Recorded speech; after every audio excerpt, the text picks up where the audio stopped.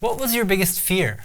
My biggest fear was that my coworkers, my employees, would be really, really upset. Brace yourself for today's roller coaster ride, because on this episode of The Game Changers, I'll be chatting with the woman behind what was probably the biggest WordPress acquisition of 2021. It was really hard to keep myself sane during this acquisition. Marieke van der Rakt is the former CEO of Yoast, who successfully navigated one of WordPress's most popular plugins through an exit. And quite amazingly, she's done it with no prior experience in business exits. Marieke will be joining me today to share all the ins and outs of the exit she has just recently orchestrated, including why Yoast was put up for sale in the first place, how she successfully managed her first exit with no previous experience in acquisitions, and what were the absolute untouchable deal breakers in the negotiation process. So, Yoast is one of the most successful WordPress companies out there. I'm sure you've received tons of inquiries over the years, people interested in acquiring Yoast. What was different this time? What made you follow through with the acquisition on this occasion? You're right, we have had conversations in the past of which people were coming to us and talking about we want to buy you or invest in you. So we did have those conversations, but I think it was Christmas 2020, so 1 year ago, that both Yoast and I decided we want to have at least some funding or to sell Yoast entirely. And I think that was partly because of a really crazy COVID year, which got us tired and a lot of pressure because of the dollar exchange rate, which is a big thing for us because we sell in dollars, but our expenses are all in euros. So we felt that we were getting too big without any money behind us because we were totally bootstrapped. And for Yoast, my husband, he was also a bit bored, and that sounds awful, but he just has many ideas to do. But if you're responsible for that company, you can't just walk out. And I still feel that I can't walk out, and he can't walk out either. But he wants to do things beyond Yoast. And so both of us didn't really enjoy the HR or the finance part. So that's when I think, it was the end of 2020 that we decided, okay, we're going to sell. Okay, it was your initiative to sell, and then you relied on an existing relationship with a banker that took you through the process. So you sat down in Christmas 2020 and you made this extremely big life-changing decision. What was the next step? You need to tell some people because we were running Yoast with the 5 of us. We had some other shareholders. Within Yoast, we have a works council, that's Dutch thing, but you need to, you don't need to include them, but we did. So we told him what our plans was and we took them along what we were doing. So they're like this organ of people, 5 people in it that actually are there to make sure that you're good to your employees. And we also told our management team. And then what you're going to do, and our banker really helped us do that, is build a kind of a presentation or a business case on why people should buy Yoast, why we were so very interesting company. So we made, they call it a confidential information memorandum. They have all kinds of weird terms, those bankers people. And that's kind of a big presentation. It's 70 pages thick with all kinds of information about our company, and which kind of makes a business case also on how people could grow Yoast if we would have funding or if we would have more strategic partnerships. So how long between the time you decided to sell and the time you said, okay, let's start approaching people? It took us, I think, about 3 months to put together the financial model and that confidential information memorandum. So that I think we started talking to people in April. As a CEO, what did your involvement in the acquisition look like? Well, I did the entire process from beginning to end. All the conversations. I am not a financial person, so I think that was my husband and the founder of Yoast, Joost de Valk, who did most of the finances. But I was in every conversation. I did all the things in the acquisition process. So as far as I know, Yoast did previously sell a product to Syed Balki in 2016. But as CEO, this is your first exit. So, you mentioned working alongside Yoast himself, and you mentioned the banker. But, other than that, how did you manage this as a first timer? Well, at least in my personal network, so my brother sold his first company, I think 10 years ago. So it's totally different because he's not in the WordPress world, but he is in the startup scene. So he gave a lot of advice. I think he always gave me a lot of advice on how to do that. So if you have someone in your near environment that went through such a process, that could really help, even if it's not a big company, even if it was a small company, to just tell you what kind of things will come at you, because a lot of things will come at you. Much like many of us, Marieke has a background in product and marketing, and she's not a financial expert, nor is she particularly interested in finance as a side thing. So, knowing this, the first point worth mentioning is that going into this exit process, Marieke has surrounded herself with supportive experts. What was the best piece of advice you got from your brother? My brother, when he first sold this company, he had to stay and work there for a year, I think, maybe longer. And he didn't particularly like the next owner, the new owner. I don't think he disliked him personally, but there wasn't that kind of chemistry. So he was really aware of any types of constructions after sales, that you should make sure that the amount of money you get upfront would be enough. Now, we ended up with a construction without any earnouts, which is, I think, really awesome and good for us. But that was something I was really aware of, because I saw it drained him to keep working at a place that he wasn't really comfortable with. Just for the money, you shouldn't have to do that. Strong point. Yeah. Did you hire anyone other than the broker to help you manage the load of the exit? We hired, but we did that previously, but we kind of saw it coming. So we had a really good CFO who's still with us. We couldn't find a really good one, and Yoast was doing it himself for a really long time. And then we hired someone, and he only works for us 2 days a week, but he really helped us navigate through the financials. So so that could be someone that's really good with finances. Try to get him on board, or her, of course. He was with us for 2 days a week, but he could do the entire process. Were there any other team members that were significant in particular? I think most of the work stuff we did with the 5 of us. So our board members, they all had some shares. So that's Thijs, Chaya, Omar, Yoast, and me. And then our CFOs, that's Stijn. And our legal counsel were really important. And we hired a lawyer, also external, to do kind of the negotiation, because you get these endlessly long pieces of contracts and stuff. You don't want to do that alone. What kind of calculation do you use to determine what the company would be worth? So we didn't really do that. That's something our bankers really took care of. And of course, they talked through it with us. So what we did is we made a kind of a financial model of what we make now and how that would change if we would alter something. So perhaps we're not that good yet in having a recurring revenue, because at Yoast our recurring revenue model is just turned on. We usually just sold it once, and then people had to not automatically but manually update their plugin. Now we have automatic updates, which is a great improvement in your annual revenue streak. So we have all kinds of things that we're planning to do that would impact your sales. And then there is, the bankers know what other acquisitions have done in terms of multiple. They always talk about multiples. In our cases, in these startups, a multiple is a multiple of your revenue and not of your profits. We never talked about money in our conversations, which is pretty awesome, because you can just talk about the work with the people you're talking to. And then behind the scenes, they would have conversations about how much much money it would be, and they would leave that very implicit. And then at one point, people were asked to do a bid because we had multiple people that were interested.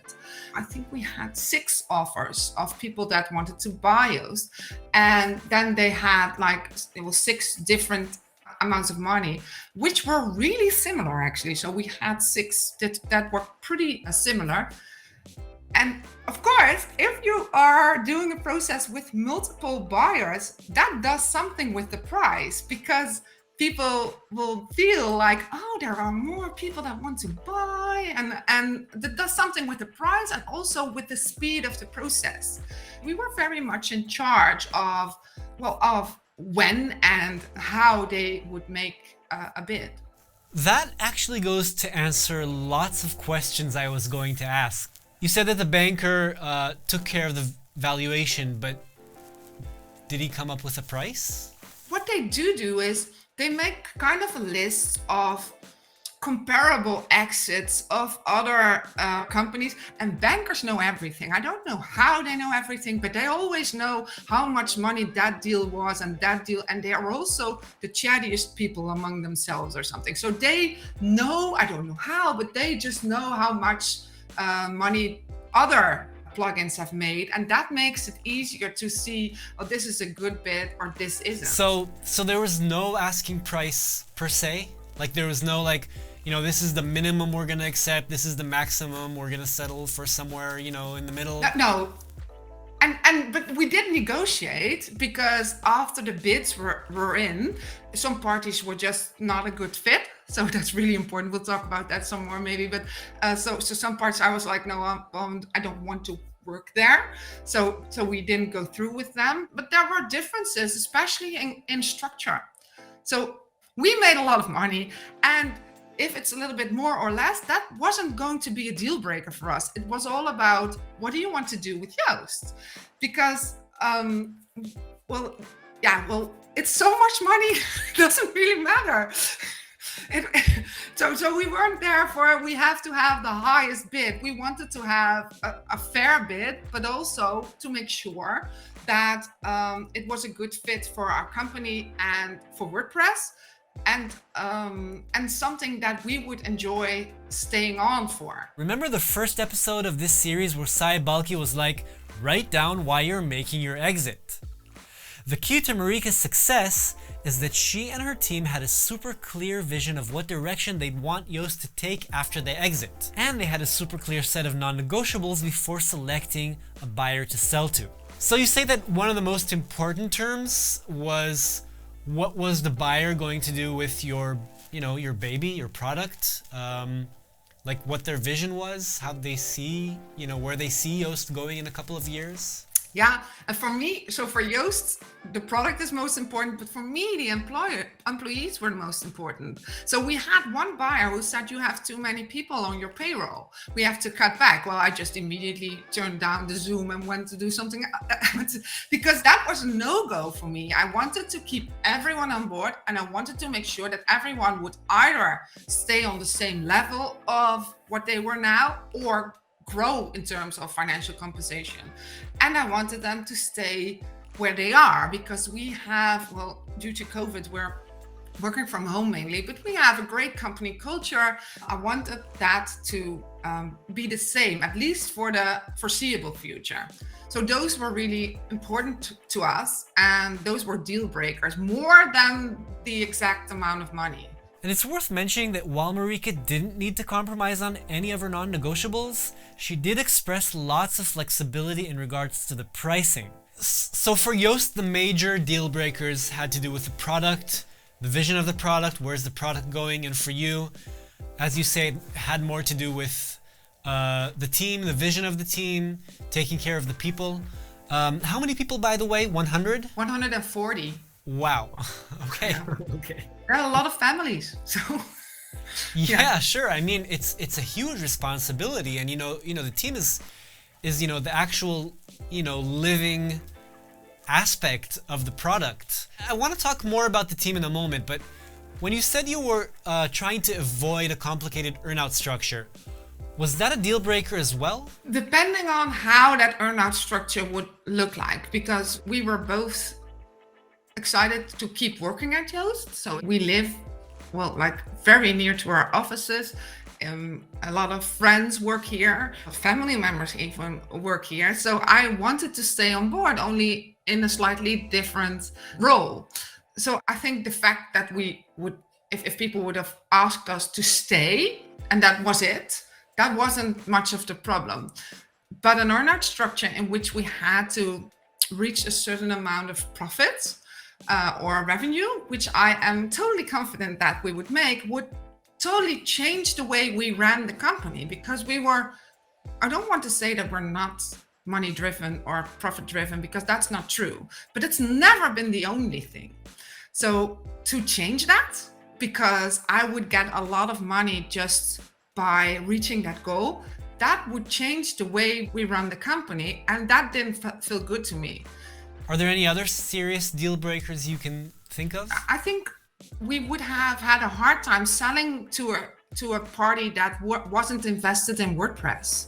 So that would have been a deal breaker as well.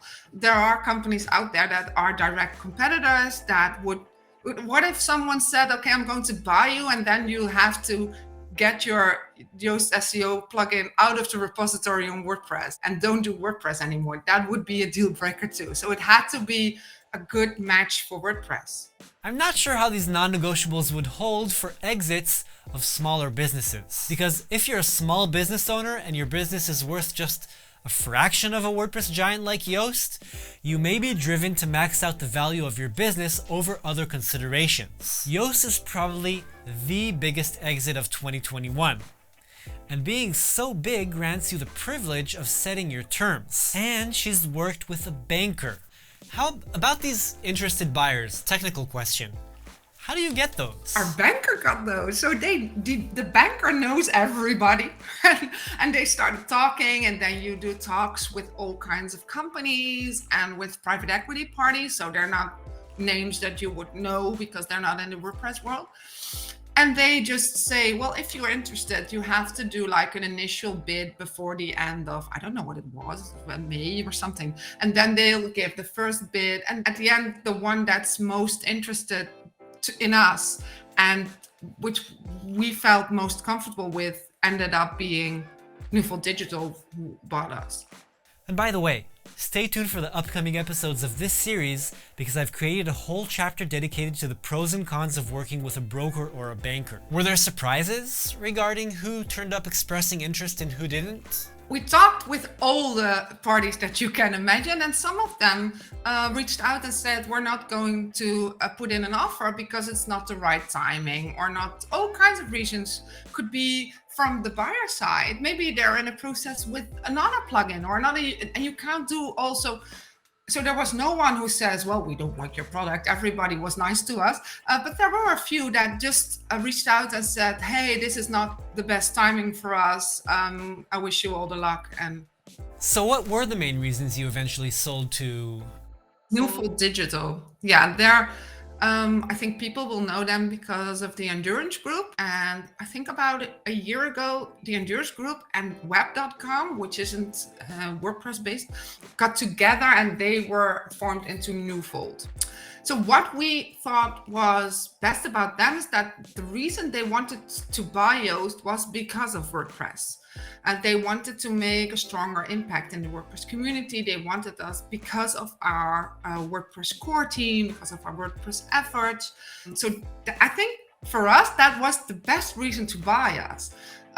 They had a good bid. They didn't have the highest bid, but they had a good bid with good circumstances for us. And I particularly like the fact that their team was containing 5 women and 3 men, their leadership team, whilst I have been talking to a lot of men in this world, because in the boardrooms, it's pretty much a male-dominated situation. So that made them stand out as well.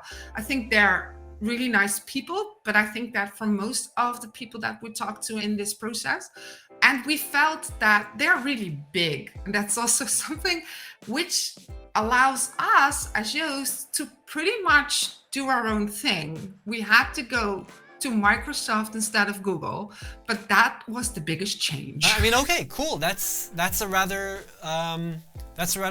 subtle change compared to others I can imagine, you know. Yeah, well, but it still is like something that people are a bit frustrated about. But in company culture wise, nothing has changed. It's just the same. I think it will change if we would decide to leave. But both Joost and I are pretty keen on staying put, although in a different role. We both don't want to do the management thing anymore. We just want to do product and marketing.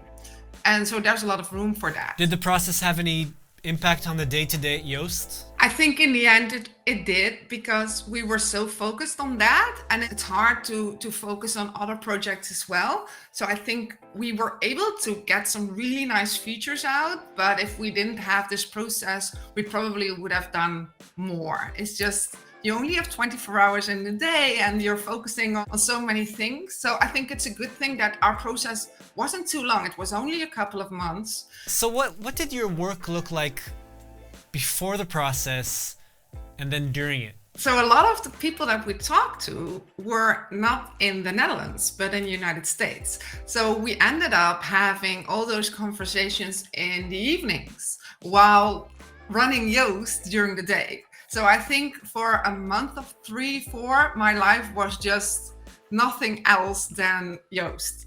It was a really intense process. So it took a lot of us in the terms of getting tired and getting stressed. But it was also a really nice process, because if you're selling your company, you want to sell it in the best way possible, just as when you're selling a house, for instance. So it makes you take a step back and look at what you've built and see all the beautiful things that are in your company. So I think it was really inspiring as well, and really gave us a lot of ideas on how to grow further. And what's Yoast's culture like? Distributed, not distributed? And how does it fit into Newfold? Before COVID, we were a real company with offices in a small town in the Netherlands. But we also had a support team that was distributed, because that just makes sense to have people in all time zones. Nowadays, we're still having an office, but it's in and out of lockdowns. People now are working from home again because of COVID. And so we're going to go hybrid.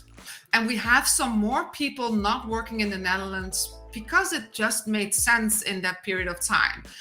I still think we are company based, so we have a lot of parties and drinks together, and we have lunch together. All these things will remain. We have a very fun, we are not in a hierarchical company, so everyone is equal. I think that just is the same. And so Newfold is there, but it's so big.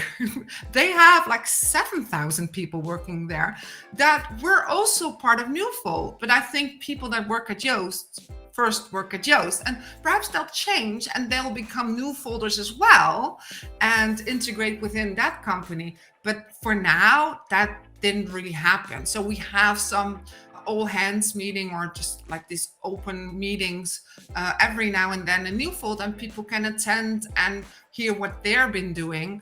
But I think people are more integrated within the Yoast thing still than within the Newfold thing. And the communication with Newfold is virtual? They visited us as well. So 3 of their leadership team and also the CEO of Newfold came to visit us right after the acquisition, and they went on and had drinks with the entire company. And that part, I think the leadership team is really kind, warm people that fit beautiful within our company. You're staying on the team at Yoast, so this will continue to be your job.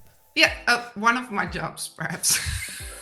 So I would. So we have had a lot of money, of course, and we live in a small town, and we're planning to see whether or not we can invest and help local entrepreneurs set up a startup from not in Amsterdam, because in the Netherlands everyone is in Amsterdam, but we're an hour away from Amsterdam. We're like near the German border, but you can have a startup here in a small town as well. So that's something that we're excited about. It's something that we would like to pursue and help people. And we're also looking to help other WordPress entrepreneurs and getting those things up. So that's something that I would love to do next to my job at Yoast. And do you feel like the acquisition, I think you answered this, but do you feel like the acquisition helped you change your position to your preferred role? Yes. Yeah. So before the acquisition, I at least talked to my co-workers and said, I don't necessarily want to be the CEO anymore. And I was planning to do it a little bit longer, but I felt really stressed. I think it was 2 months ago. And then we decided to shift positions then, which gave me a little breathing room. And I'm actually feeling much better now already and focusing on the things that I want to do. But I felt a lot of pressure being the end boss in all of this. And that doesn't give me any joy. So I really enjoy writing and coming up with ideas and thinking about strategies, but not necessarily sitting in board meetings and talking about finances and KPIs. That's just not what I like. And if you have had the exit, you are able to choose what you can do and also what I think will be most valuable for the company to do. That's very interesting on a personal level. I really thank you for sharing that because, oftentimes you see CEOs and you don't, you kind of find it hard to break down what goes on inside the person that embodies that role. Yeah, it's a whole thing. It's like you get the ring from Lord of the Rings. I know it does something with you and people always look up to you. And I don't necessarily enjoy that. So I felt pressured a lot. I do like being on stage and talking about stuff, but it's always talking about SEO. I don't necessarily enjoy the decision making or just the responsibility of doing the end boss thing is a lot. So was passing your role as CEO onto your successor hastened by the pressure of the M&A process? I think overall, because it was such an intense process, I felt stressed even right after the acquisition. I also noticed that Newfold is really, really big a company. I'm totally not used to that. So that cost me a lot of energy because I just like to decide things and do them. But there's just like these whole meetings. And Thijs, who is now the CEO, is much better at navigating those things and just not feeling frustrated because things take more than a day. He just fits the role, especially in this new organization, he fits it much better. And I think I was always planning to leave as CEO because that was part of my entire idea to do, but we just took that a bit earlier. That decision was made a little bit earlier because I just felt like I'm not going to be able to make that. I'm not happy in this role. How else did you accommodate these pressures? Like, personally, like, how did you keep yourself sane?